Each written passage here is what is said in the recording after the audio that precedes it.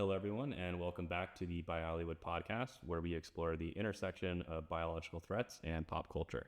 I'm JT O'Brien, Research Principal at the Bipartisan Commission on Biodefense, and I am joined by the Commission's Executive Director, Dr. Asha M. George.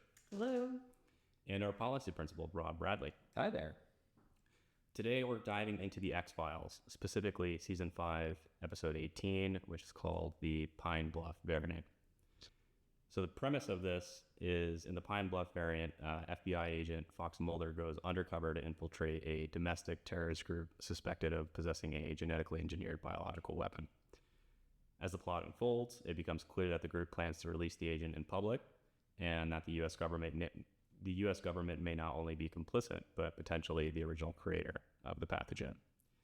The episode's title refers to the Pine Bluff Arsenal, which is a real-life U.S. Army facility, which has long been associated with chemical weapons research and anchors the story in real-world biodefense history. Mm-hmm.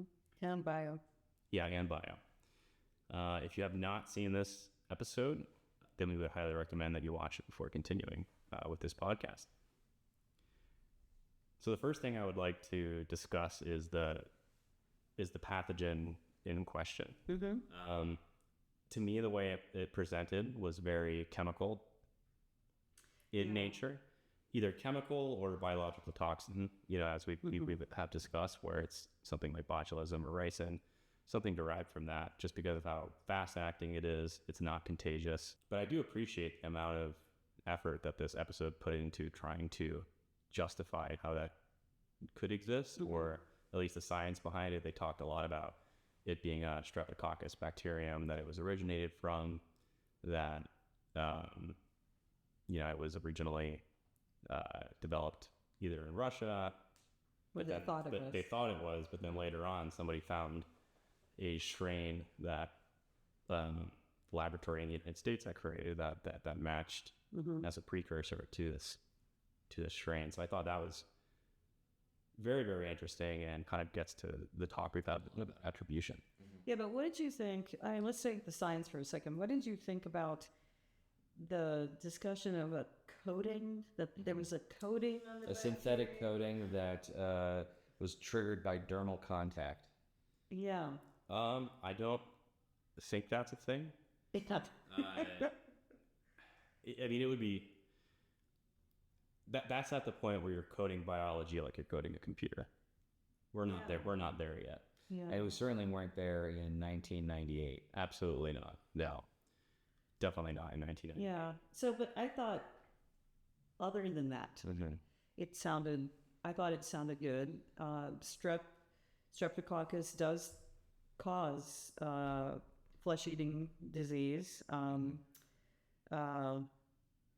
It's regular flesh-eating bacteria that we usually talk about is called Vibrio vulnificus, but strep can cause it as well. So I thought that was good. Somebody sat down and did the research and said, okay, well, this is something. I did think, though, I guess this isn't so much about the science as it is about the policy, but at some point, Scully says, on the CDC database, it indicates that something was created by the military back in the day. Yeah. Could you imagine if we had that? I don't think that. I don't think the CDC has a database with that in it. Yeah. No. And I don't think it would be made public in any, database. I think that would be something that would just be kept quite quiet once the bioweapons programs was shelved decades ago. And I also do appreciate that they did call that out specifically and say, no, we shut down our bioweapons program under Nixon. Yeah. They say that in the episode. Yeah, I mean, I super cool. There's somebody doing research here. I completely echo that. Going back to the piece about the synthetic coating, I agreed. I wasn't quite sure if that was something that was quite believable, but the fact that they felt that there was a need to explain how the strep could be targeted in such a way and survive in an open air environment tells you that they did their homework here, and they wanted to at least try to provide some sort of explanation that was at least reality adjacent, if not actual reality, about how the scenario in which this could happen. Yeah, I also thought that, just in terms of the writing, they needed a way to understand where this might have come from. it wouldn't have been realistic to say, well, we check the military database because the FBI does not have access to such database. And then considering what we think happens later on or the explanation for all this, it definitely wouldn't have had access to it. Right. But to say that it's on the CDC database does get it into the storyline pretty well, even though I don't think there is such database. Yeah, and speaking as someone who did not regularly watch X-Files either during its initial run or in the decades since, you know, for a series that's known for as much monster, you know, Yeti, Sasquatch, paranormal, alien abduction activities as anything else, this was a very grounded episode in my opinion, and they really seemed to put a lot of care into the science element of it to make it seem like it is plausible. Yeah. So I appreciated that. Yeah, I thought that, like, I agree completely. I thought, you know, that was one of the coolest things when I was doing research on it. People were saying this is one of the most scientifically grounded episodes. It's compared to what they do with paranormal stuff or, you know, traditional science fiction where it's like something from way out, like there's a MacGuffin or something way out there. And to your point about the attribution piece, the kind of differential diagnosis that they end up engaging in to figure out, okay, well, what could this possibly be? Doesn't appear to be airborne because otherwise we'd all be dead, right? Yeah. You know, how was it transmitted? It must be through close proximity or contact. Okay, well then let's review what was involved. Okay, we've identified it's on the bonds. Okay, is this something that the Russians could have technically developed? Because this is not something that occurs in nature. Well, somebody magically knew that, you know, had knowledge of all Russian bioweapons. I've seen them. I've been in the labs. Okay, so we're ruling out everything that Russia did. So then, who else could have done it? Most likely us, right? Yeah. So it was the progression of that sort of an investigation, and you know, at least from my perspective, my involvement with this podcast, I haven't seen that sort of representation on screen so much. A law enforcement investigation really ruling out possibilities for the origin or the method of transmission for a bioweapon in that sort of methodical way. I thought it was really interesting what they did with 40 minutes of screen time. Yeah, and I think, like, you know, building on that point a bit, it's even more impressive considering that anthrax attacks hadn't happened yet. Exactly, it was very prescient. Still going through all of these steps in very similar ways, I think, to how they did during the anthrax investigations. Yeah. So it shows how, I think, science fiction or these kinds of things can provide valuable learning opportunities for when these events actually do occur. Yeah. I did think it was, I think it was interesting that they picked Pine Bluff. I agree. I'm not familiar with Pine Bluff. And then when I looked it up yesterday, very interesting and very limited website we have. So a cool thing for them to have picked up on. Yeah. Right? Somebody, especially back then. Right. You know. Back then, like, we got to remember it wasn't as easy as being able to just Google. Yeah, back then, you we were just beginning to have people utilize them to create websites, but they were taking a really long time to load, as I recall. And I doubt, although the military is credited with ARPANET. And yes, creating the internet, I don't think that they jumped right on the website bandwagon. No, and we're like, let's get the search engines optimized. So yeah, I think it was really cool that they picked up on that. From what I knew about Pine Bluff, it is where we held most of our chemical weapons. Though, was there biological research done there to either? There was. There was. According to Wikipedia, I need to be honest, not the Pine Bluff website, but there was. And interestingly, when the program was shut down or after the program was shut down, they did a handoff.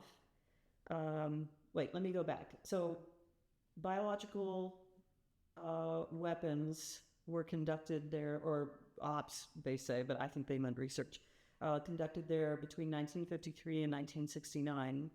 Supposedly they had produced 7 different biological agents there, but they were all destroyed between 1971 and 1973. But what they had, or some of what they had before all of that was destroyed, they handed off to the FDA. Not to, and that's according to Wikipedia. And there's a picture of it, so I believe that that's true. But why do we hand it to the FDA? Interesting. Instead of CDC. Interesting. That's very curious. The only thing I could think of, I don't even know if this component of the FDA existed back then or not, but they do have a criminal component. That I feel like I'm making a stretch there. I don't understand why they would give it to the FDA. Think about the smallpox. Remember the smallpox specimen they found? Yeah. It wasn't really that long ago. 10 years ago. Yeah, it was. They found it at what is now NIH, but that building used to belong to the FDA. So it was an FDA specimen. Why did the FDA have that? Even for that, people were wondering, why did they even have it back then? Yeah. Why? I don't have a problem with them finding it because probably somebody just forgot about it. And it was, buildings changed hands and freezers changed hands and they just lost track of it. And nobody knew it was there anyway. But it's something, something maybe for the commission to look into.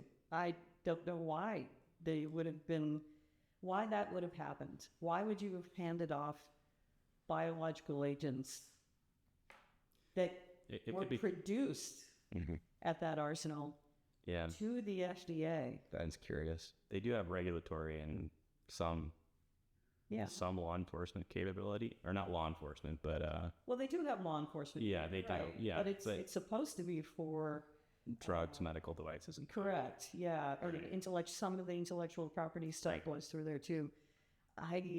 There might be. No, I'm not disagreeing. No, I don't. There might be some weird regulatory thing that goes on. We should ask Peggy Hamburg, the former FDA commissioner. FDA commissioner, right? Who's also a commissioner.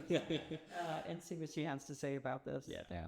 Be curious. Anyway, I thought it was very cool of them to go find this particular a real life facility. Yeah. And the Soviet lab they referenced, the Vector lab also. They did. They did. Although I ding them for the guy saying I've seen all their stuff. I can't. Well, no, because if you were so that's where the chemical weapons stuff and the biological weapons stuff kind of overlap, because chemical weapons inspectors did, U.S. chemical inspectors did go into former Soviet Russia and look at the former chemical weapons labs, the stockpiles. Well, that's because the chemical weapons convention allows for the bio stuff too. But I just don't believe that, even with Chem, JT, I believe nothing prevents the Soviets from moving. They had a gigantic landmass. They just moved it and then said, take a look at everything. Wasn't the Vector lab in Siberia also? I think it was mentioned in the episode that it was in Siberia. I think so. Yeah. I mean, I think, there's obviously, when I heard that line that they don't have anything that sophisticated in their arsenal, the two thoughts that immediately popped into my head was, did we actually get to see everything that they had at the time, whenever it was that this individual saw it? And, in the years since then, despite the fact that the Soviet Union had fallen at that point, was there any reason to believe that the Russian government hadn't further engaged in any sort of activities that we were not aware of, by 98? There was a lot of assumptions being made there that, there's no way they could have developed anything like that because I've seen what they had at one point in time. And clearly they didn't do any other development or advancement after that. Now, obviously, 98 was a different time than, 2025, where we, the U.S. government has acknowledged. In fact, satellite imagery has confirmed the interest of the Russian government in developing bioweapons. It was perhaps a bit different, a little bit quieter, or less explicit back in 98 as the Russian government was, finding its path forward after the fall of the Soviet Union. And the U.S. might not have wanted to, after the fall of the Soviet Union, we won the Cold War. They might not have wanted to throw additional shade on the Russian government if they were trying to influence. I think for this show, they were trying to get it back to, it wasn't so much about justifying it not being about Russia. They were just trying to make it a domestic thing. Yeah. It is interesting that there's an automatic assumption there that if it's not the Russians, then it must be us. And obviously the Pine Bluff connection and the CDC database kind of gave them the shortcut to get that there. But, in 98, were we the only two games in town when it came to this sort of thing? I find it hard to believe. I don't remember. The Iraqis were. I don't. definitely had the program by '98, right? Syria, South Africa. I don't remember when everybody shut down those various programs, or we thought they had shut down those various programs. But that's okay. I mean, look, they created connection, and fine. Although, do they explain how these domestic terrorists got a hold of this variant? Well, I believe that what they were implying at the end, and I actually kind of appreciated. I was simultaneously frustrated, but also appreciated how vague they chose to end the episode on. You know, we become so accustomed to everything being figured out and everyone understanding exactly what happened at the end of movies and television. What I will give the X-Files credit for is that they do have a tendency to leave kind of an air of mystery around a lot of things that is both intriguing, but also perhaps for some unsatisfying. The implication, at least from what I took away from it, was that the U.S. government, some individuals in the U.S. government, planted the I guess nominal head of this militia, August Bremer, as an inside man and gave him the weapon, both as a means to get the loyalty of these men, because he's coming out of this thing that can help them fight the government, also provide an opportunity to test the weapon should they ever decide to deploy or procure for potential deployment in the future. Interesting. So I think it was a dual purpose, and Mulder was a secondary double agent that they deployed as a way to shore up the bona fides of the primary double agent. And I think that's what they were implying at the end. It's actually apparently a very similar plot to The Spy Who Came In From the Cold by John le Carre, where they have, a double agent being sent across the lines into East Germany during the Cold War, ostensibly to embed himself in East German intelligence, but as it turns out, spoilers alert for a novel that's been out for several decades, it turns out that the actual head of East German intelligence is in fact himself a double agent reporting to the British intelligence. So they kind of took a very similar plot approach here, but I think it does appear that the intent here was to neutralize, or at least have reliable intelligence about the activities of potential domestic terrorists, but also field test a weapon and be able to have plausible deniability about said weapon. But that gets us back to the question of attribution, which you were talking about at the beginning, JT. As I watched that piece of this unfold, my first thought was, if the United States ever actually deployed this in any way, shape, or form overseas,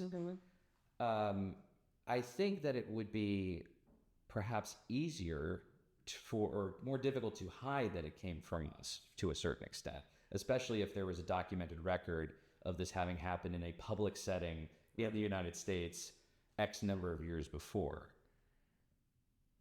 Well, the show doesn't really talk about why the United States government, in theory, has continued this program, what use these agents would be for, what's really happening there. So, maybe in this world they're just creating and stockpiling and not intending to use anywhere other than in overt warfare, and not sneaking around and doing it, in which case we would just be doing it. But even overt warfare, I feel like this doesn't work for. Yeah, I was gonna say this is an assassination tool. It absolutely. This is not effective for the break-in. I mean, they did it to Kim Jong. Has to come into direct contact. Kim Jong. What are you gonna do? Just like fly over the battlefield in a drop one of those crop dusters? Yes. I mean, and back then that was the very scenario. Remember? Yes, but you'd have to, much as with some of the scenarios that we talk about nowadays with mass anthrax attacks, you would have to have a tremendous amount of this agent, right? To actually have. You also have to understand. This thing. Remember that they tried. We tried. They tried. Weaponized tons of their stuff. We don't know what they were trying to get at here. As you said, at the end of it, it's rather vague. So something is happening in the government. That is a good point, though. It could be the control piece. It could, yeah. Well, this is a good point, though. is what we saw deployed in that movie theater the final actual weapon that they intend to procure and stockpile, or is it a field test as part of a longer term experiment? And they actually do have this program still going on at Pine Bluff that they then take these results back to and further refine the agent. You don't know. Yeah, that's a good question. No, like, no, that is a really good question. Whether that is the motive. Interesting that nobody from the FBI actually, calls the Department of Defense once they figure this out. Yeah, like, hey, what They are you don't guys actually knock on the door at Pine Bluff. But there are definitely people that you could probably have talked to. I mean, like, same thing with the Fox investigation. Even if they lied, Still right? I would think that for such an investigation, if you actually thought this, somebody should be picking up the phone and at least trying to get either to Pine Bluff or, Quantico is pretty close here, and they could have just driven up the road and talked to the Pentagon. Yeah. Whether they would have gotten, considering this scenario in this show, whether they would have gotten the truth or not, I would imagine they would not have gotten the truth. Somebody would have said, no, we don't know what you're talking about. Gee, thank you for letting us know. Somebody else must have weaponized this. But, I guess they couldn't show everything in the course of a 45-minute episode. Yeah, but it could also be the consequence of the time. Mm-hmm. One of the big criticisms of, 9/11 failure was that the intelligence communities and Law enforcement did not talk talking to each other. And this was before that. only a few years before. That's true. Years, so that could be a part of it, where they weren't talking to each other. Yeah. Although this also feels like whoever is responsible for this work at Pine Bluff and refining this weapon would not be inclined to talk to the rest of the federal interagency about it, right? To share details of it. So I think it's less to do about intelligence and more about the top secret, possibly, SCI level nature of whatever they were doing at this facility, and the fact that DOD or whoever is responsible would not want to share details with the FBI about really what might be an offensive weapons program, despite our prohibition on said programs. And of course, watching this episode, I couldn't help but think about the fact that this episode, among other things, has probably fed into this belief by many that the U.S. still has an offensive weapons program in the biospace, despite that ban, the prohibition that began back under Nixon. We hear today even elected leaders in America suggesting that we are engaging in active bioweapons development, despite any sort of evidence supporting, such a violation of the BWC. So it is interesting to see that play out on screen 27 years ago. Yeah, 27 years. I don't know. And you have the Russians using the United States as justification for the war in Ukraine, saying that we set up biological weapons laboratories there, which we didn't find. Yeah, we went over there to. But I think you both make a good point that regardless of where this came from or why it was made, the FBI and other other entities who have bioattribution responsibilities need the tools and access required to be able to determine origin of these pathogens. Yeah. Well, even looking at the anthrax attacks of 2001, there was only a handful of scientists who could really even assist and do that work, every single one of which were suspects. Yep. In the investigation, because there's only a handful of people that know how to do this stuff. Makes it very easy to have a persons of interest list. Right. When there's only a few people that could theoretically have done it. And I will say, in terms of science and attribution, that clearly they were testing this in this episode in a BSL-1 lab in Quantico, which is absolutely. I thought there was a shot of it before, wasn't there? But the guy, when he's talking to yeah. They're not wearing anything. Yeah. And in the glove box. That was it. There was nothing. No, you're right. I think that was intended to be the FBI lab. But the FBI wanted to increase their laboratory capacity and capability, but the Marines said, no, we're not bringing this here. So the history of the attribution stuff was that then the FBI went to DOD, and specifically to USAMRIID, where one, Jerry Parker, also former ex officio of the commission, was the commander, and they established an attribution capability there. And then when the Department of Homeland Security was created, it was in theory moved to DHS. Yeah. Right. But anyway, I mean, that just kind of made me laugh a little bit. And then I thought, look, we don't know. I don't know how this streptococcus would be classified in terms of which BSL you'd have to use. I mean, as long as you don't touch it, according to this description in this thing, as long as you don't touch it, maybe you can do it. It's not aerosolized. They did. I think it was aerosolized, though, wasn't it? It was not implied to be aerosolized. No. It seemed to have to be direct dermal contact. It had to be direct dermal contact. Yeah. Well, and you mentioned the cups piece. I actually did not know if it was the cups. I thought it was the popcorn that he sprayed. Oh. That's what I thought. Yeah, I didn't know which it was. Did they say it was the cups? Did they say? Well, I know it's totally idiotically, without gloves on our hand, it's definitely a ticket. Yes. And then they test the ticket and say, it wasn't the ticket. So it had to be something from the concession stand, whether it was the cups or the popcorn. Well, so the girl, do we know what happened to the girl that was... Yes, they don't show her, but they do show the agents looking behind the counter and presumably looking at her body. Okay. So she is also impacted by... So let's see if we can figure it out. So Bremer comes up. It was Bremer, right? Yes. He asks to buy a ticket, even though the movie's already almost over. He asked for a fresh popcorn. But he's exchanging some money with her. Right. And then he asks for the popcorn. She goes back, and then he pulls out his can. He pulls out the can, but I don't know if we see him spray anything with the can. But yeah, it's still kind of late. You know what I'm saying? It's late. And so how did all those people, unless he could have walked into the theater and just started spraying people out. I mean, he could have. I think people would have figured it out a little bit. I mean, that's the other piece of it too. You'd think that once people started, maybe it's because the theater was dark, but you would have thought that once people were screaming in agony, folks would have stood up. Folks would have left their seats, tried to get out, even if they had already come into contact with it. But everyone is still in their seats. But did the guy in the park scream in agony?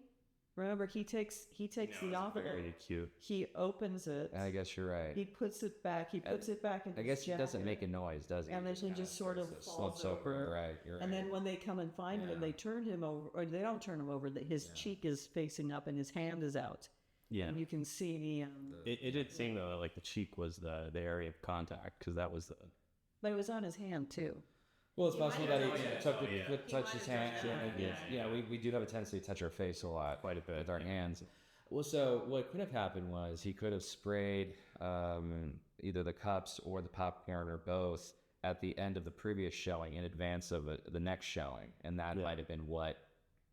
Yeah, it's hard to say because those two boys snuck into the theater late into the show. You don't know if it's this or me or the next one. But you're right, it could have been the next one. Yeah, because it was dark when they snuck in. They ran and sat up in front. Yeah, and then turned around. Exactly. And they were those bodies were in horrible shape. Oh, they were completely melted, basically. Yeah. I think it does also speak to like the fact that whoever the perpetrator was would have to have been really careful to not contaminate themselves. So what they did with the attack in North Korea with Kim Jong-un's brother, Kim Jong-nam, it was two people. So one person sprays the precursor, runs away. The next person comes up, sprays the other activating agent, runs away. So that way they're safe. Oh, okay. Sure. Well, I think if you buy into this synthetic coating nonsense, it could, then it's a little safer as long as you're wearing gloves, right? Yeah, and he's wearing gloves. I mean, in fact, he puts the the little pouch with the keys, it's the car keys in it on top of the other militia member's head, and I believe his hands were gloved at the time. And then the guy takes and gets in the car, and of course that it must be coated with the strap as well. I must say though, I did have a problem with the utter lack of PPE on the part of other people. Like you can at least argue that Bremer knows what he's got, and so he knows exactly that the gloves are enough and all that, but nobody else knows that. And even if you're going to say, okay, it's not aerosolized, so what? Why aren't you wearing gloves? Why aren't you? I would still be like, you know, I kind of want to wear a mask just in case. Anything can get aerosolized. Something. Well, I mean, when they were, robbing the bank, they wore those masks. Yeah, And I wonder if that was because they were viewing it as a way to protect themselves from blowback of the dual-use Well, masks. especially when they were spraying it like this. Yeah. Like right in front of their faces. By the way, at the end, one of the government authority figures says that they didn't actually detect anything on the money, on the bonds, in the bank. Now, do you think he was lying, or do you think what actually happened was that Bremer switched out the actual agent for something that was not actually the bio agent to convince the militia members? No, I think that government guy was lying. You think he was lying? Yeah. To go with the implication at the end that the USG is doing something. Right. And they're not telling the public, and they're not telling the FBI, and they're not telling anybody. That's what I think. I think he was lying. Yeah. I mean, I think He looked guilty to me. I think the show definitely allows you to allows for your own interpretation if you want. You can. Yeah. I think they were mostly probably pointing to that scenario, but I also like the idea that if Bremer is the one supplying this, that he, to ensure that there weren't any more unnecessary casualties from anyone who might have errantly touched the money in the vault, that he was actually spraying something that was, Maybe. I don't know. If he's really deep cover. Yeah. I mean, look, according to we don't know, but if your theory is correct, Rob, and we're testing, then you're not protecting anybody, you're testing. Sure. Right? I guess. Why not go all the way? But what does all the way mean? I mean, why not? Why would you switch cans and spray something else that's not? I mean, you want to believe that. Well, just like Mulder wants to believe. You want to believe that, a deep covered double agent person would not be putting people at unnecessary risk. But well, I mean, we've already seen. Is they probably would. Well, we know that this person was certainly willing to kill innocent civilians in a theater, but the question comes down to what is the purpose of the test, right? If the purpose is just to see if it has the sort of spread and lethality in a public setting, well, they've already achieved that with the initial test in the theater. What are we accomplishing by spraying the money in the vault? If the intent is to actually what it appears the militia was trying to do, which was to sow chaos and terror with the money supply. And it, sent throughout the country. That's right. Yeah, that's what I think. Do you think the U.S. government wanted to do that? I think that the USG in this scenario, they're implying that that's what they were trying to do. Yeah. Yeah. I mean, look, one of the theories about the anthrax letters is that somebody was trying to test and that it was a USG person. Well, I mean, it was. Well, you don't know that. Well, according to the findings. You don't know that. Trick. I don't do that. But it speaks to the fact that there could be insider threats that might have motivations to, keep this kind of research going on, or... Well, and going back to our first blueprint that we put out in 2015, we do have an action item / recommendation talking about the need to not just look for the insiders that might be creating an insider threat, but also look at and talk to the people around them, which kind of fits with this episode. Absolutely. There's that recommendation. We have a recommendation about attribution and the need for a national attribution decision-making apparatus. That FBI CIA thing that we've talked about, or they talk about in the show, that is a real thing. It's not called that now. It might have been called that back then. I don't know. But they do have, actually, I think they have two of them. But for before and after, or during and after. But that's not an actual decision-making apparatus. That's let's figure out what's going on. Right. And I think this show does a good job of pointing to challenges. Even if you do think you've figured it out, what's going on with the rest of the decision-making apparatus in general. Does the White House know about this? It should, I guess, if we're still doing this, and somebody needs to know. Yeah. I mean, the Pentagon has to know, or would know in this scenario. Would the intelligence community know? The rest of it? Would the FBI know? It's very interesting, but I think there are implications for our recommendations. Absolutely. Absolutely, I think so. Especially with attribution. Yeah.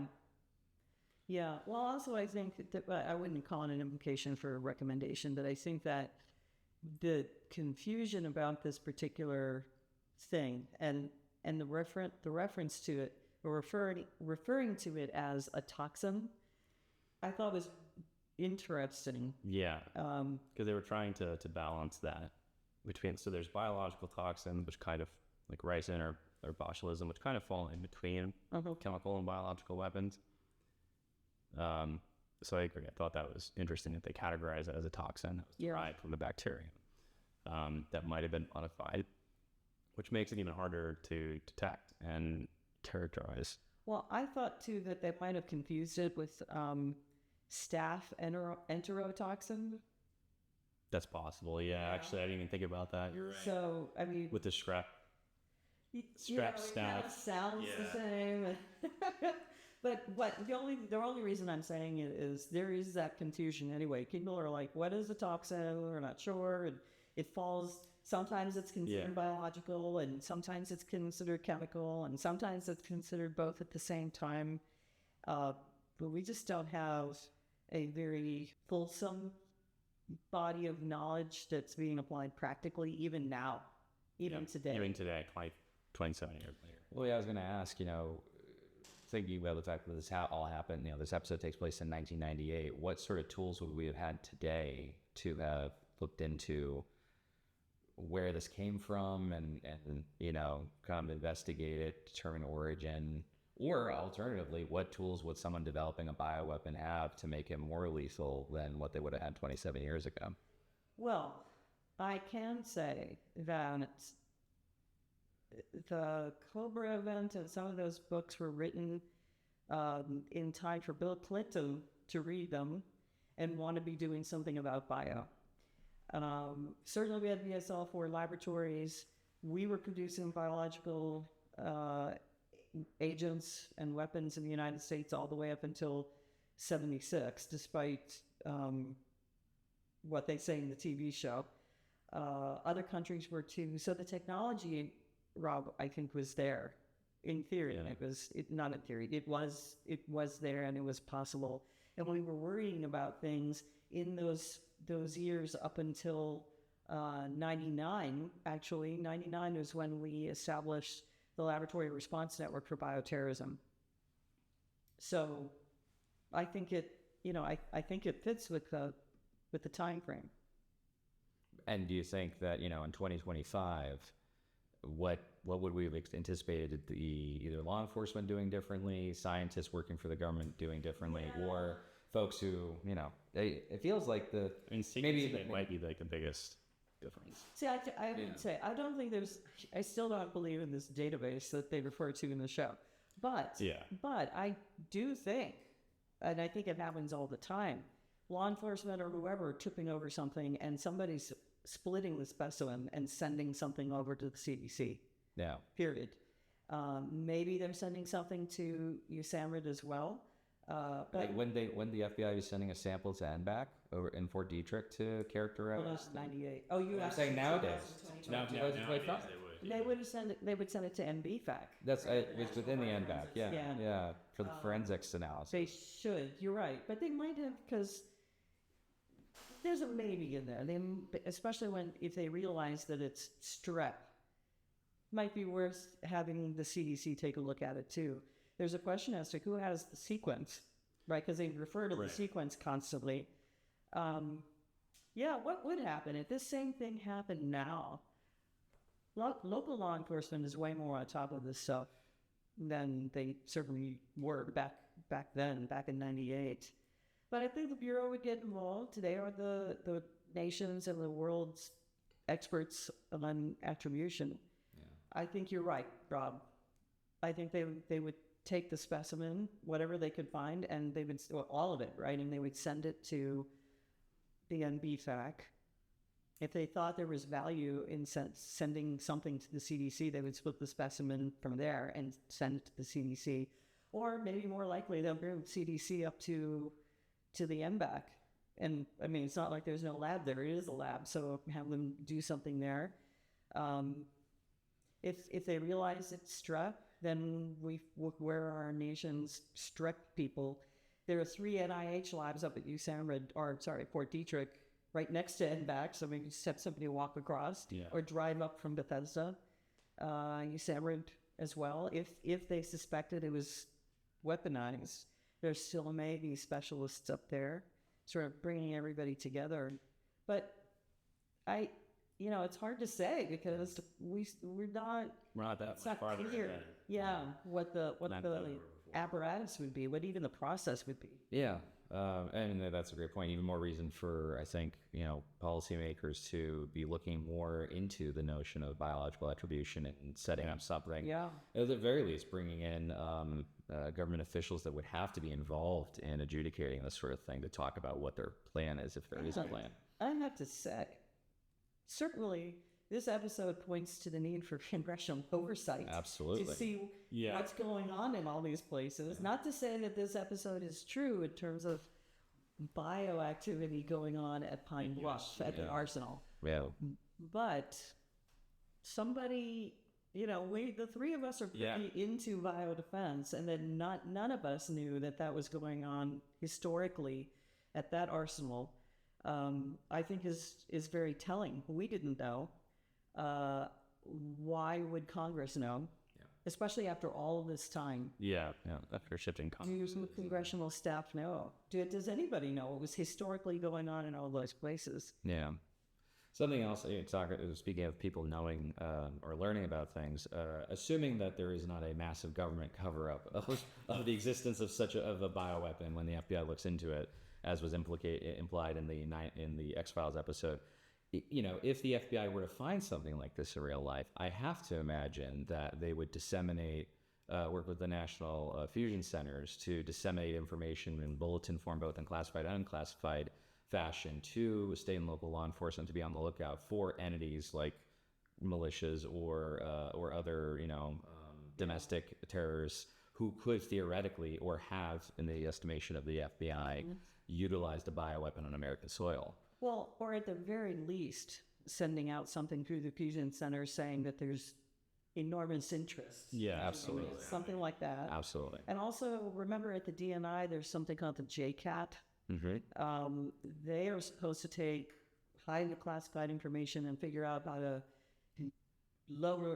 lesser classify it so that it can go out to state and local personnel. So that would be from the intel side.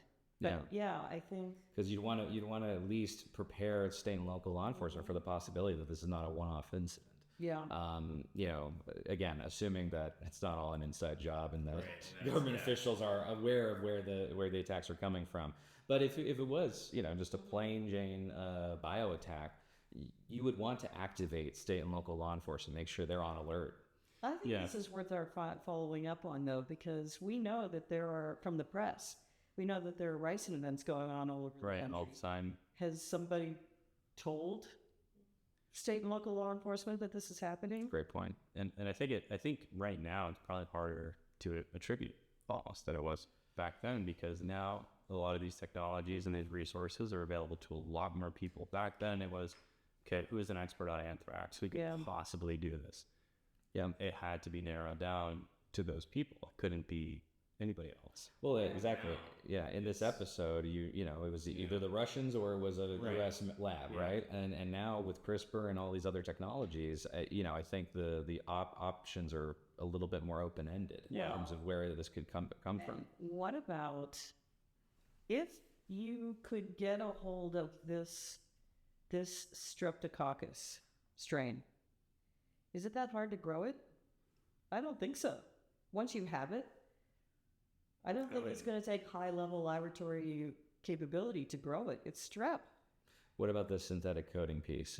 If that was so if the that way was that achievable, they're Confused this- about this. if that the way that they represented it in this is Yeah. very highly technical, but like the point is today you don't have to be that technical to create something with a similar effect. You can, I mean, I'm not going to say it on the on the podcast, but there are things that people can do and have done that are much simpler but have similar effects. and I'm sure that with modern technologies, you could find some other way around the vulnerability of strep to open air environments. Right. That is demonstrated in this episode, rather than apply synthetic coating on it. Perhaps there's other methods that one could take with all of the tech that's available nowadays. Yeah. Interesting. Okay. Do you guys want to get to ratings? Yeah. Let's hear Is it. there anything else that you guys wanted to bring up beforehand? Well, I think JT, you brought up a point in the prep for this. How would the public react to something like this today versus 27 years ago? I think it's a really intriguing question, right? Because I think we've seen a lot of preponderance of conspiracy theories. I'm not going to say X-Files was partially responsible for that, but I think that I think folks it follows the line, and I think that people are already at a apex of distrust of government and of government authorities, and willing to believe things that may not be true under the right circumstances, and that the internet has made it easier to fortify beliefs that are not necessarily based in reality. Yeah. So it is interesting I would be curious to see if this scenario played out today versus in 1998, how they would react. Well, let me ask you this. We have cases of necrotizing fasciitis now. How do we know that they're not terrorist events? I mean, Testing. we all hear occasionally those. You have to rely on the astute clinician to figure out that this is something. Well, I mean, But they would figure out what is causing it, but that doesn't mean that they would know that it came from a terrorist. Right. well, sometimes they would figure out what's causing it. I mean, Well, for instance, there is the phenomena of the occasional user of ibuprofen suffering a massive adverse reaction that involves the skin actually irritating and in some cases kind of sloughing off the body. And there is, at least as far as I can tell, no determined reason for that other than just a random random reaction. And I don't know if they can even I think they've pointed to the ibuprofen as a potential cause of it because it was a commonality between some of the cases, but they haven't determined how they could. Interesting. And is it dose dependent on the like is people ODing on ibuprofen or is it? No, It's just people I could doubt it. regularly using. It's just something that and it's very rare, but it's something, and it can happen to people who have taken it before and have had no issue whatsoever. Wow. I think that also points to the fact that there are probably these kinds of things going on that we just don't know about. Like my favorite example is the Rajneesh Yeah. cult and their attack, technically the largest bioterrorist attack in U.S. history. We didn't know about it until somebody from inside told us that happened. It was around 800 people that got infected with salmonella to influence an election, a local election in Ohio. And the U.S. government had no idea until one of those people spoke up. So In fairness, that was salmonella that somebody grew. As opposed to this is like right. But anyway, the point that the point I was trying to make with the ibuprofen example, which induces I guess toxic epidermal necrolysis, is that how would you know that it was ibuprofen or something that was intentionally put into the supply chain? Yeah. We have these random adverse events that happen when we take medication. How would you know? And what would you believe? Would you believe the official saying, well, it's highly unlikely that this was an intentional act? Or would you engage in conspiracy theory and beliefs that something else is at play? Well, to do you one more, I think who would start asking those questions? Yeah. Is it the patient? Is it the astute clinician? Right. Is it the bureau? Is it like who in the chain would finally ask that question? Exactly. When I think about World War Z, Max Brooks comes up with, he refers to the Israeli determination to have, it's called the 12th man, I think, where that person, it's their responsibility to prove the opposite of what everybody else thinks. The counterfactual. Yeah. Well, I don't know about counter. Let's say devil's advocate. Devil's advocate. And look, when you're talking about attribution, I think this is an important thing. Everybody going down one path, especially when it comes to complicated biological stuff that doesn't have a clear path from like you see maybe with nuclear materials and nuclear weapons. Having somebody who's trained to think differently, or to at least try and go after the different theory, and is supported in doing that, and isn't just tossed out of the room. I think that's important. I think it is too, because it's the difference between straw manning an argument and steel manning.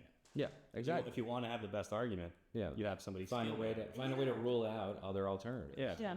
And maybe how we sometimes employ hackers to red teaming. Yeah, exactly. So maybe it's the same thing. Employ some, White hat. So we need to employ some conspiracy theorists to help come up with these theories that then we go forward and see whether it can be proved or disproved. I will just say without comment that I think that our current Secretary of Health and Human Services is kind of engaging in this effort when it comes to vaccines and autism, trying to bring in people who have a different point of view to evaluate the science that's out there. Do you think he's trying to evaluate the science that's out there? I think that will be the result. Well, you're right. I mean, you're right. That I will give you that. I don't know that he is trying to evaluate the science, but I do think, as a reaction, everybody is trying to. Yeah. I think that much of the science regarding vaccines and their benefits as well as adverse reactions is pretty well defined and well established. But I also think that we should never get overly confident in our positions, and should always be open to other perspectives and other evidence that may or may not emerge, other lines of thinking. As a way, to challenge, what is established, because sometimes there's a better path forward that we hadn't even considered. Or one that we just haven't, like you said, just haven't considered, like the asymptomatic spread of COVID. Yeah. People were talking about it, but then just because we're completely just there's no way you could have something. But now we're learning more that a lot of viruses spread asymptomatic. There's a spectrum of symptoms that you have. And I think we, more as much as anyone else, understand that just because something has historically behaved a certain way or has historically worked a certain way does not guarantee that it'll work that way in the future. Yeah. Both with regard to vaccines as well as pathogens. And so it's something that we should always be vigilant about and welcoming new perspectives and science on. Mm-hmm. And they replicate and mutate so much. It would almost be the equivalent of us having the assumption that a child or a grandchild would behave exactly the same as their parents. Yeah, especially in an age where we do have these tools at our disposal, and we are, rapidly getting another tool in the form of AI that can help us directly directly manipulate these pathogens that we have had pre-established behaviors and ranges of symptoms and outcomes. And so, we're kind of looking at a new frontier, both for good and for bad, with regard to the biological threat and to therapeutics and vaccines for them. Yeah. Yeah. Okay. All right. Let's rate it. To the ratings. Okay. Relevance to commission recommendations. I am leaning toward 5. Me too. Yes. Okay. Then we have scientific accuracy. I would maybe say a 3.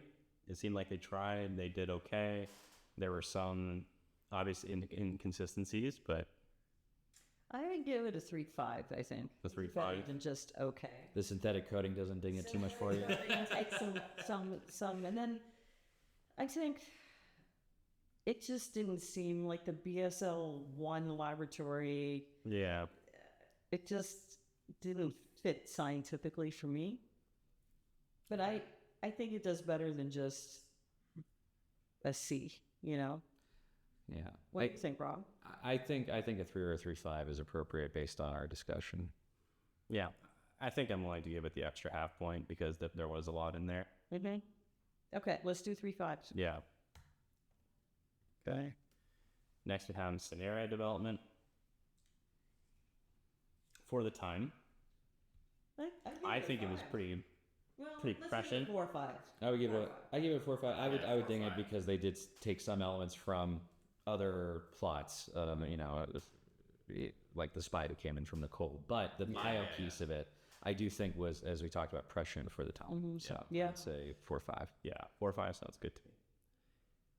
Next category is entertainment value. Look, I thought they did a great job with the tension, and then I mean, from the beginning of the episode.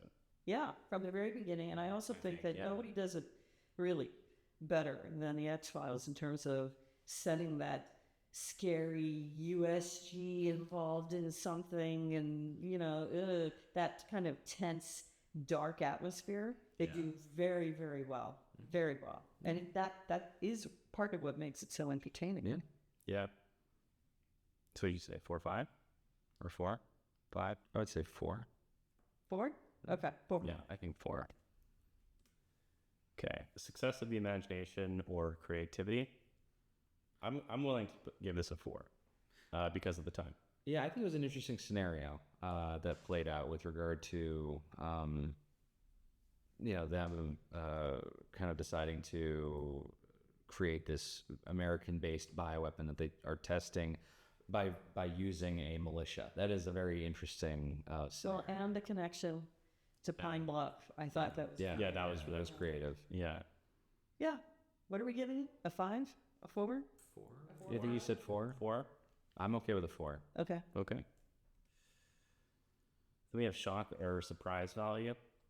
To me, there wasn't anything that was super duper shocking. I guess the only thing would be the implication of the United States government That was continuing this program.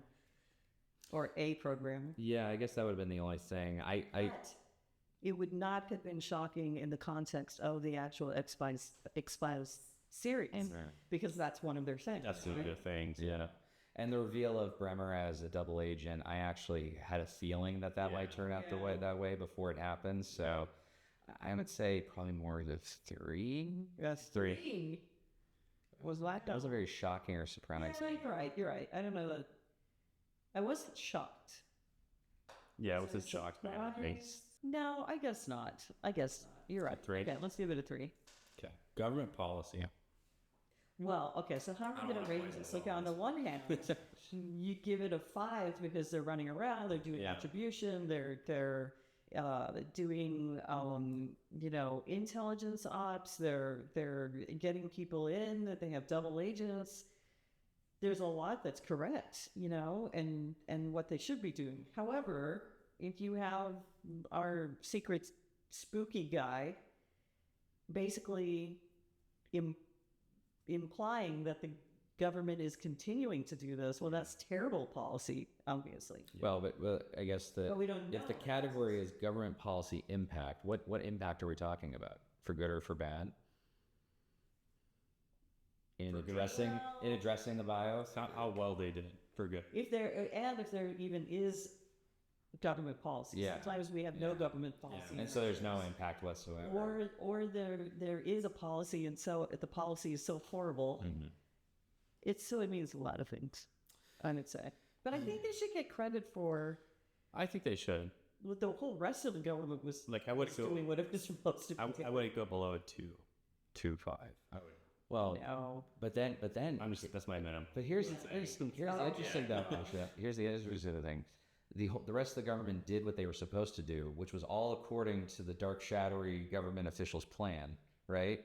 The whole point was that the feds would put someone inside this militia as a double agent, and then chase after this thing, and then I guess maybe they were a little too successful to a certain extent, but I don't know. I mean, What do you want to give it? What do you guys want to give it? I don't think I can go above a 3 if this was an intentional bio attack on U.S. civilians by the But we government. don't know that it was an intentional bio attack. they don't get to the bottom of it. They never actually figure it out. Yeah. Right.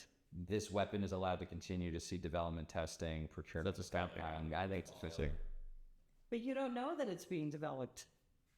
But they don't figure it out. They don't figure out who developed They it. don't figure it out in the course of a 45-minute episode. They might still be trying to. Well, we don't have the luxury of knowing how know. beyond the 45 minutes. Based on the 45 minutes.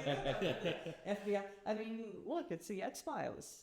At least the two of them are going to keep going. But they That's don't. what they do. I don't know. They don't indicate at the end of the episode that they're going to keep running this to the, running this to ground. I just, Look, this is what I think. I think for the good stuff that the government was doing, I think they get a 5. For the good But stuff. But if they for were the doing bad some stuff, they would get a 0 or a 1. Yeah. So then I guess I would give it a 3. Okay. Just to Just to balance it out. Yeah. Because it seems like there are conflicting parts of the U.S. government yeah. here. Parts that are perhaps at odds, I would say. Or maybe it should go down lower than that. I wouldn't, like I said, probably wouldn't want to go below the 2.5. Then Let's give it, I think a 2. 2.5. Let's go for a 2.5. Yeah. Okay. Because there were still things that Mulder and Scully wanted to do, or Yeah. and people were pushing back on them, and not because they were part of this other thing that was continuing the PW program. Yeah. Okay. Portrayal by the actors. That was pretty okay. 5, 4.5.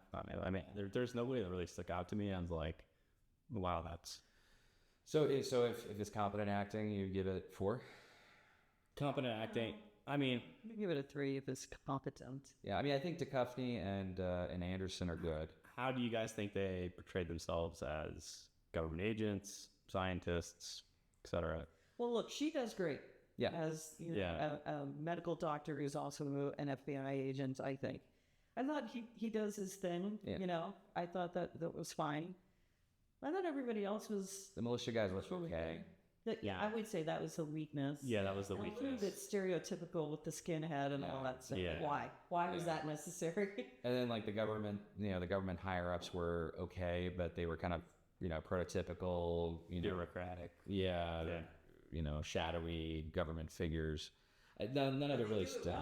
Well, sure, yes, I guess they did it well, but that would be a 3 in my opinion.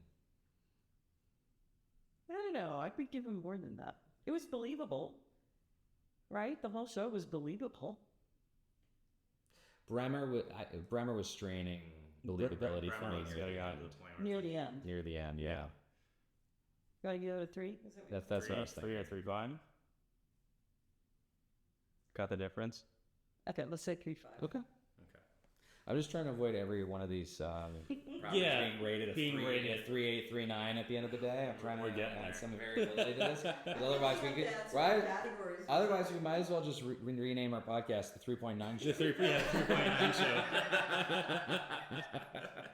We need to start reviewing some bad films. Welcome to the 3.9 show, where the points don't matter, and at the end of every episode, we'll just arbitrarily say it's 3.9. Let's see what happens. Let's see what happens. I don't know if it's going in a good direction. We might have to watch something bad. Or very good. I do have a good one to watch, something that's bad that we could Okay. on it, that came out during COVID and was filmed in like 6 months. Oh, is that the first film that was released after COVID? I heard Songbirds or I something. heard very bad things about it. All right, so direction. Yeah, so direction is next. I mean, for the 45 minutes, there's no fat or It's specialized. Yeah, I think it was fine. It is. What did you give him? I think it was fine. Fine. Yeah. A 3. Yeah. Nothing 3. horrible, nothing fantastic. Yeah. 3. Mm-hmm. Okay, sounds good. Production. Hard for me to determine because it was 1998. I think for 98, I think the depiction of the victims was pretty good. Yeah. In terms of the special effects that they used for a television show at that time. I thought that was pretty good. Everything else seemed fine. So what are we giving it? So we give the thing a 5.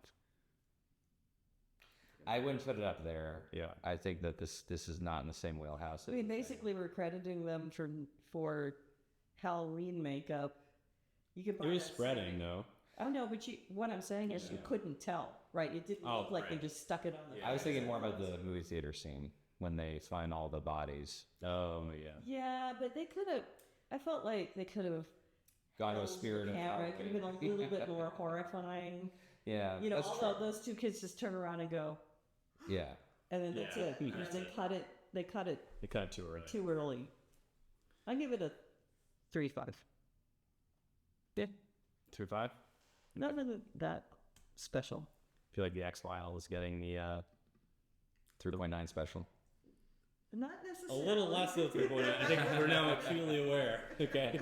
Writing. What would you guys get? I think they did a very good job I think the writing's good. with specifically for the bio piece. Yeah. You know, they kind of they ended up following the predictable path of having someone provide a whole bunch of expository information. In this case, it was Gillian and Gillian Anderson's character Scully. You know, she ended up being the audience's information database about, you know, all the bio pieces. But I think that whoever did write this did their homework, and I appreciate that. So from a bio perspective, I would give this probably a 4. I was going to say a 4.5. Yeah. You know, there are just a few little things that we had issues with, you know, synthetic coding and some of this other stuff, but otherwise, I thought it was very well written. In fact, I think it was better written than some of the stuff that we see today after Anthrax. I agree. It was very thoughtful, and I appreciated that it was trying to show the audience what some possibilities and then ruling those possibilities out through their investigatory processes. We don't see that as much, I think, nowadays. Now it's much more focused on the action element of this terrorist has a bioweapon, we have to stop them, not trying to figure out where's the origin of this, how can we attribute responsibility for it. Let's go up to 4.5. Okay. That'll probably bring us to the 3.9. Okay.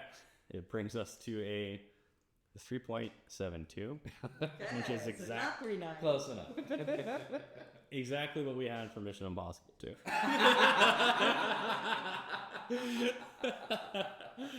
So we might need to Our rating system here. well, like down to the last digit, like the repeating digits are the same. Yeah, wow, that is interesting. We're going to have to figure this out. Yeah. Do we have a tagline or? Well, I mean, I do think the audience should remember that the truth is out there. Amen. Amen. All right. Thank you all so much for joining us, and please tune in for the next episode of the Biollywood podcast, and we'll see you guys next time.